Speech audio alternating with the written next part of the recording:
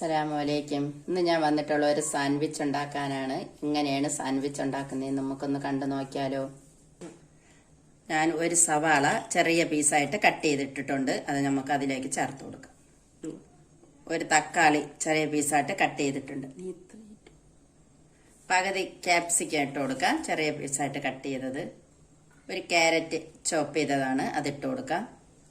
കുറച്ച് ചിക്കൻ പുഴുങ്ങി വെച്ചത് അതുകൂടെ ചേർത്ത് കൊടുക്കാം. കുറച്ച് ഉപ്പ് ചേർത്ത് കൊടുക്കാം. ഒരു 1/4 ടീസ്പൂൺ മുളക് പൊടി ഇടാം, നമുക്ക് ചേർത്ത് കൊടുക്കാം. ഇനി നമുക്കൊന്ന് മിക്സ് ആക്കി എടുക്കാം.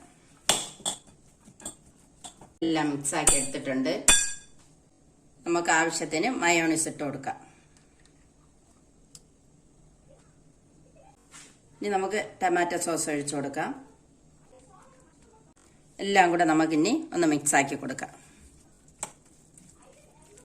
എല്ലാം മിക്സ് ആക്കി എടുത്തിട്ടുണ്ട്. ഇനി ബ്രെഡിൽ നമുക്ക് ഫില്ലിങ് വെച്ച് കൊടുക്കാം.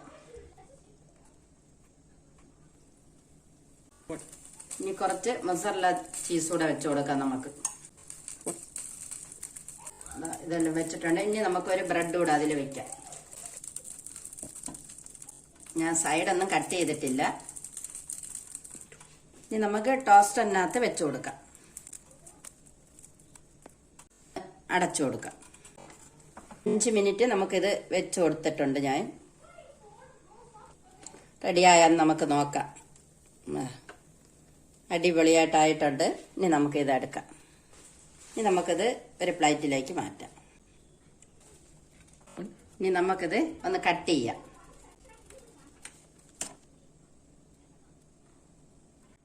സാൻഡ്വിച്ചൊക്കെ റെഡി ആയിട്ടുണ്ട്. സൂപ്പർ ടേസ്റ്റാണ്. എല്ലാവരും ഇതുപോലെ ഒന്ന് ഉണ്ടാക്കി നോക്കണം.